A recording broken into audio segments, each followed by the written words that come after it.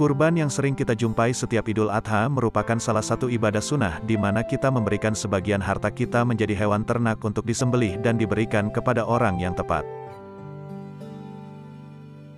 Ibadah ini sangat dianjurkan pada orang-orang yang memiliki rezeki agar kita lebih taat dan dekat dengan Allah SWT.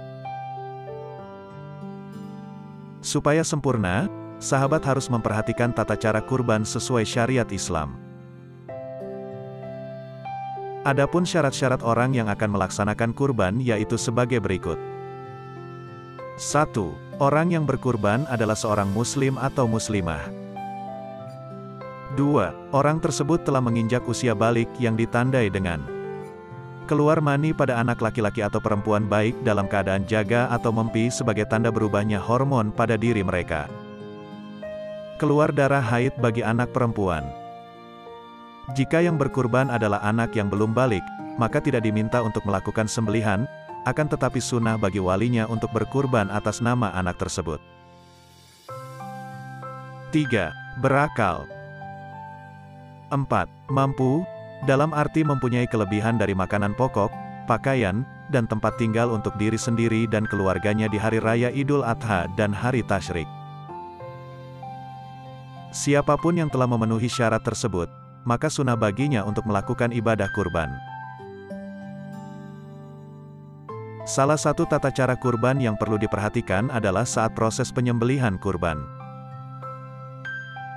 Dalam proses penyembelihan hewan kurban, seorang pekurban diusahakan untuk mengikuti proses penyembelihan kurban yaitu dengan menyembelih kurbannya sendiri.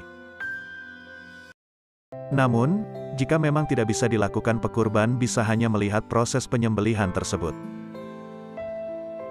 عن شداد بن أوس قال: ثنتان حفظتهما عن رسول الله صلى الله عليه وسلم قال: إن الله كتب الإحسان على كل شيء، فإذا قتلتم فأحسنوا القتلة، وإذا ذبحتم فأحسنوا الذبح، وليحد أحدكم شفرته فليرح ذبيحته. Artinya, Syaddad bin Aus berkata, dua hal yang saya hafal dari Rasulullah Shallallahu Alaihi Wasallam. Beliau bersabda, sesungguhnya Allah mewajibkan berbuat baik dalam semua hal.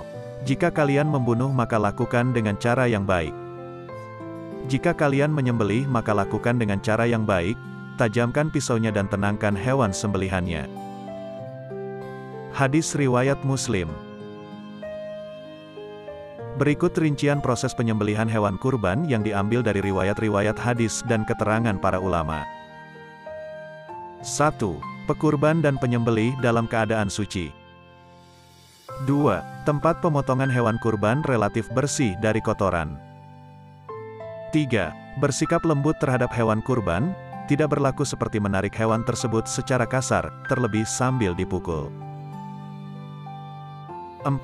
Memberikannya minum untuk hewan kurban sebelum disembelih untuk menerapkan al-ihsan yang diajarkan oleh Nabi Shallallahu Alaihi Wasallam terkait sembelihan. 5. Menghadapkan hewan kurban yang disembelih ke arah kiblat. 6. Ketika menyembelih, penyembelih membaca sholawat. اللهم صل على سيدنا محمد وعلى آل سيدنا محمد. Artinya, Tuhanku, limpahkan rahmat untuk Nabi Muhammad SAW dan keluarganya. Kemudian setelah menyembelih, membaca doa. Bismillah wallahu akbar Allahumma minka wa ilaika fataqabbal min.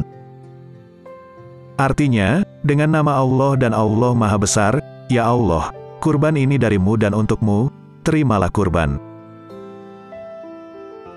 7. Disunahkan untuk tidak memotong kuku maupun rambut bila telah masuk tanggal 1 Zulhijjah hingga hewan kurbannya telah disembelih seperti dari Ummu Salamah, Nabi Shallallahu Alaihi Wasallam bersabda, إذا دخلت العشر وأراد أحدكم أن يضحي فلا يمس من شعره وبشره شيء. Artinya, jika telah masuk 10 hari pertama dari Zulhijjah dan salah seorang di antara kalian berkeinginan untuk berkurban, maka janganlah ia menyentuh, memotong rambut kepala dan rambut badannya, diartikan oleh sebagian ulama, kuku, sedikit pun juga.